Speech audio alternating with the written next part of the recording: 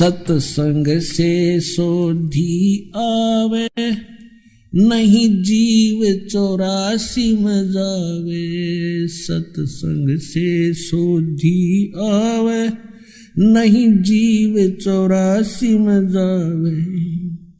अब मेटो द्वेष और राग, हो राग या उम्र बतेरी जाली। अब मेटो द्वेष और राग, हो राग या उम्र बतेरी जाली। तो क्या बताते हैं, केले की कोपीड है और फूल पान फल खाही। नर का मुख नहीं देखते, वो बस्ती डकट ना जाही। वो जंगल के रोज हैं जो मनुष्यों बिद के जाही। निस्दिन फिरो उजाड़ में नो परमात्मा पावे नाही। कितना सिंपल साधारण तरीके से बता दिया कि केले की कोपीन कोई संत बांध रहा है, यानी केले का पत्ता पर्दे पर बांध रखा, वस्त्र नहीं पहन रखे, और पत्ते फूल फल खा के और जंगल में रहता है, और बस्ती के निकट भी नहीं जाता, आदमी का मुख भी नहीं देखता, उनसे दूर भाग जाता है। जैसे कहते हैं केले की कोपीन है जो फूल पत्ते फल खाही और नर का मुख नहीं देखते। उस संत के बारे में वो यही बता रहा था कि वो आदमी के दर्शन नहीं करता, ना दर्शन देता। नर का मुख नहीं देखते, जो बस्ती निकट ना जाही, वो तो जंगल के रोज हैं। ये नील गाय है, वह धके खान दिया अंडे सारे दिन नील गाय उन्हें मिल गया भगवान। अर्चे निस्दिन फिरो उजाड़ में नो परमात्मा पावे नाही। फिर क्या बताया कि डेरे डंडे खुश रहो, ये खुश रे लहन मोक्ष। और ध्रुव प्रहलाद जब पार हो गए थे फिर गृहस्थी में के दोष। कितना साधारण तरीके से हमारा जो अज्ञान अंधेरा साफ किया भगवान ने, कि आप जी ध्रुव जी को प्रहलाद जी के तो खूब गुण गाते हो कि मुक्ति प्राप्त कर गए। ये क्या थे? ध्रुव 5 वर्ष की उम्र में घर छोड़ गया था और इसने परमात्मा मिल गए जो इन्होंने, क्योंकि ये पिछले ही, अब ध्रुव को तो मिल गए और लाखों वर्ष बैठिए उन्हें ना मिले। कहने का भाव ये है कि पिछले जन्म जन्मांतर से कोई साधना करता हुआ आ रहा था और उस साधना के कारण कौन मिला इसको? विष्णु आ गया। और विष्णु से इसने क्या मांगा? मुझे अटल राज दे दो। तो इसने राज दे दिया क्योंकि इसका वर्क डन मिल गया। मोक्ष नहीं हुआ, भगवान से दोहरा बैठा रहा। जब तक सतलोक नहीं जाएंगे इतने उस भगवान के मिलने का लाभ क्या हुआ? 120 वर्ष परमात्मा यहाँ रहे, काशी में ना जाने कितना ने देखे। और भगवान शंकर और पार्वती इकट्ठे रहा करते, जब तक नाम नहीं ले लिया पार्वती ने उसकी उतनी भी राहत ना मिली जो उस मंत्र से मिलनी थी जो शंकर जी देते। तो भगवान के मिलने मात्र से मोक्ष नहीं है। तो कहने का भाव यह है कि ध्रुव ने फिर राज्य किया, विवाह किया,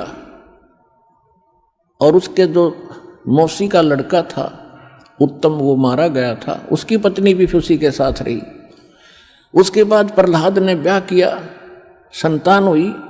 बलि राजा जिसने 100 यज्ञ किए थे 100 मन की, जिससे वो इंद्र की गद्दी प्राप्त करना चाहते थे, जिस कारण से भगवान 52 रूप बना कर आए थे, वो बलि जो है प्रहलाद का पोता था और बैलोचन उसका पुत्र था प्रहलाद का। तो प्रहलाद ने ब्याह करवाया, ध्रुव ने ब्याह करवाए। तो यहां परमात्मा समझाना चाहते हैं कि डेरे डंडे खुश रहो। डेरा माने घर। कई ये कहते हैं कि गुरु जी ब्रह्मचारी हो और चेले गृहस्थी हो। वाह रे शेरो।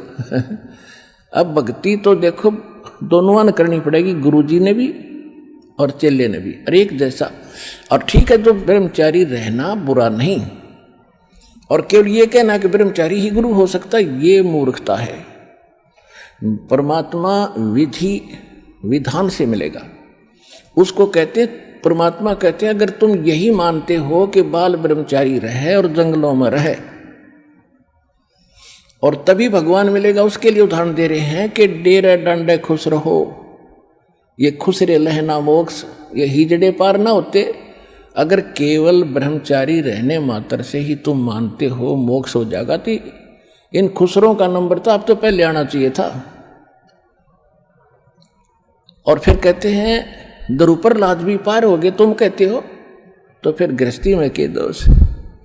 अब परमात्मा का कहने का ये तात्पर्य नहीं है कि खुसरे मोक्ष नहीं पाएंगे, यानी मुक्ति मनुष्य जीवन हो, चाहे वो खुसरे हैं, ये भी तो मानुष है, इनमें सब बुद्धि है और स्त्री है पुरुष है, इस विधि से मोक्ष प्राप्ति होगी मानव शरीर में। तो परमात्मा ने ये बताना चाहिए, जैसे परमात्मा कबीर जी ब्रह्मचारी थे, वो तो मालिक हैं, उनको तो ये वासनाएं निकट भी नहीं है, लेकिन एक गृहस्थी क्रम करके दिखाया उन्होंने। 2 बच्चे मुर्दे जिंदे करे थे किसी कारण से, किसी की शर्त पे, और 2 माता पिता थे। वो बोले जन्म नहीं था मालिक का, वो नीरू नीमा उठा लाए थे दाता को, जब सतलोक से आके कमल के फूल पर विराजमान हुए थे लहर तारा तालाब में। तो ये परिवार था दाता का, और परिवार में रहे, परिवार गृहस्थी का वाला कर्म किया, सारा कपड़ा बुना करते थे और भगवान की भक्ति भी करते थे, परिवार का पोषण भी करते थे, भक्ति भी करते थे का मतलब हमें दिखाते थे कि भक्ति करनी पड़ेगी, और इतना भी गुजर मालिक दे दे तो भी पर्याप्त है। यहाँ से पीछा छुटाने के लिए इन बकवादों से उल्टा हटना पड़ेगा। कोठी बना लूँ, फैक्ट्री ला लूँ, यूँ कर दूँ, फलान कर दूँ, ये नहीं।